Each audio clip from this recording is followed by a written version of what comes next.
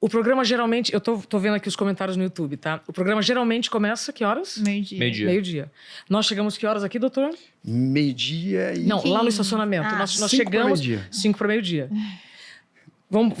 Vida real, que eu adoro dar os exemplos reais, tá? Então, tá. Então, nós saímos de onde nós saímos para estar aqui para gravar meio-dia. Nós chegamos 5 para meio-dia. Aí nós vivemos situações neste caminho que não permitiram que a gente chegasse meio-dia. Aí algumas pessoas vão ficar insatisfeitas. Pô, tô esperando desde meio-dia. Quais são as variáveis desse nosso rolê? É internet? É ao vivo? Eu vou pegar trânsito? Não é que nós somos irresponsáveis e saímos tarde de casa para chegar aqui, não. O que eu quero dizer é que nós vamos viver com imprevistos todos os dias, com altos e baixos todos os dias. E essa não é uma visão, então você está passando pano que todo mundo pode atrasar. Não é isso. Estou dizendo que, dependendo da situação, um atraso, ele é super tolerável. Um médico não pode atrasar numa cirurgia, não é, doutor? Verdade. Eu falo isso no livro. Então, por que os profissionais da área da saúde, da comunicação e das leis são os que mais estão sujeitos ao esgotamento profissional? Porque não podem errar e estão sob pressão constante. Agora, um programa como esse, com uma audiência maravilhosa, com a credibilidade que vocês têm, se a gente atrasar 15 minutos, tá tudo certo, o mundo não vai acabar. Isso não é uma ameaça. É isso que eu quero dizer. Uma vez eu estava lá em Curitiba, eu fui fazer uma palestra em Curitiba e voltava no mesmo dia para fazer uma outra palestra. O que aconteceu? O voo cancelou. Numa situação de muito estresse, alguém arrancaria os cabelos, meu Deus do céu, o mundo acabou. Não, olha então. O voo cancelou, eu não tenho controle nenhum sobre isso. Então vocês podem ter duas alternativas, ou remarca a palestra, ou vamos ver outro voo. Enquanto as pessoas estavam decidindo, o que eu fui? Adivinha? Fui no salão, lavei o cabelo e fiz escova. Entendeu? A reação, tem gente que tá arrancando os cabelos, mas tá fora do meu controle. Sim. Então, uma coisa que eu gosto muito de dizer, doutor, porque muitas pessoas me perguntam, mas você não se estressa, Isa? Sim, mas em determinados momentos, com determinadas pessoas. E hoje eu tenho muito mais clareza onde eu vou colocar minha energia para ficar estressada e toda inflamada, porque em excesso vai fazer mal, né? E isso vem com autorresponsabilidade. Porque os fatos são os fatos, Bruno.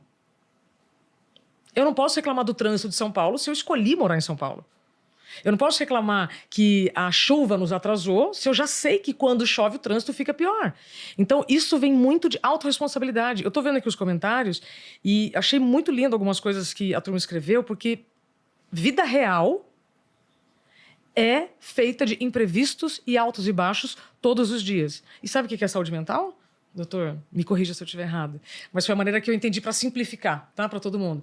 Saúde mental é a capacidade para lidar com altos e baixos e imprevistos todos os dias. Sim. Não, eu ia pensar na questão do cortisol, né? Porque o povo, hoje em dia, a gente fala, cortisol alto, eu tenho cortisol. Eu tenho cortisol alto, é muito engraçado. Que bom. Porque... É igual tem o colesterol, todos têm. Que bom que a gente tem essa oscilação, porque Tem o o cortisol... tireoide, tem várias pérolas Tem várias dessa, né? coisas, né? E o cortisol, ele de fato, ele segue todo um ciclo durante o dia, que tem que aumentar de manhã e depois no final do dia para estar baixo. Geralmente, para pessoas cronicamente estressadas, não está, porque né, não baixa, a pessoa fica o dia inteiro ali sendo sob ameaça, se sentindo sob ameaça. E aí ela continua com cortisol alto à noite, quando deveria estar baixo.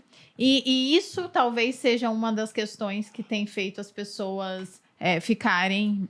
Sei lá, elas estão sempre ativadas o dia inteiro, vendo notícia e é o estresse do dia a dia, e é o estresse do trabalho. Mas eu acho que tem muito a ver com essa questão da autorresponsabilidade que você tocou. Porque é muito fácil você tirar a responsabilidade de si, e aí você acha que aconteceu. Sendo que, no geral, é muito porque você não tomou as rédeas da situação e organizou. Ou saiu mais cedo. Ou saiu mais cedo, né? Ou, sei lá, fez alguma coisa que... Ou dormiu mais cedo. Ou parou de assistir a TV no final do dia. Organizou o seu trabalho para que você não tivesse que trabalhar até 10 horas da noite, né? Então, são várias pequenas coisas que talvez fizesse toda a diferença num somatório de atitudes que vai fazer com que você consiga não ser cronicamente estressado. Olha só, me perguntam muito, tá bom, como é que eu faço na prática? O que eu vi das respostas, por exemplo, do Pra, ele foi bem prático. Cara, foca numa atividade de risco, por exemplo, você vai ter que desarmar um explosivo. Não tô sugerindo isso, né? Mas é porque eu fiz curso disso no Exército. Você realmente não pensa em mais nada. Porque você tá focado naquela atividade. Então, você vai esquecer toda essa questão de caminhar pela timeline que você falou. A sua resposta, Isa, ela foi mais filosófica, né? Foi uma resposta praticamente estoica.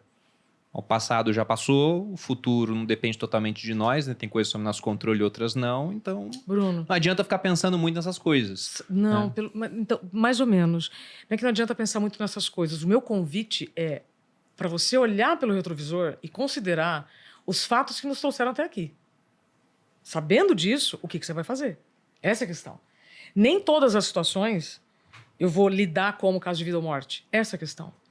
Tem que pensar muito sobre esse assunto.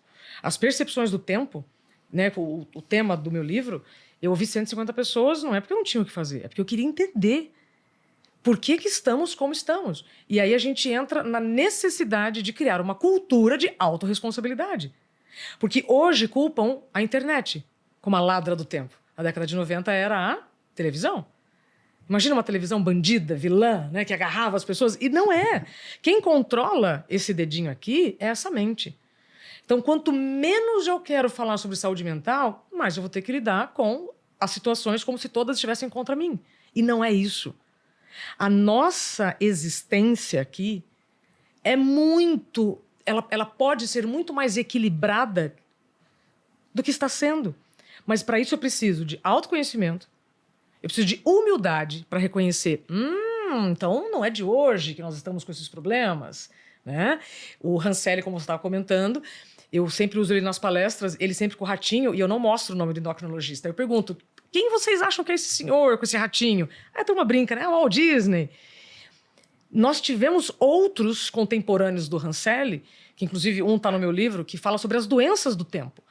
Na década de 80 já se trazia a depressão como excesso de passado, a ansiedade, excesso de futuro, e o estresse, excesso de presente.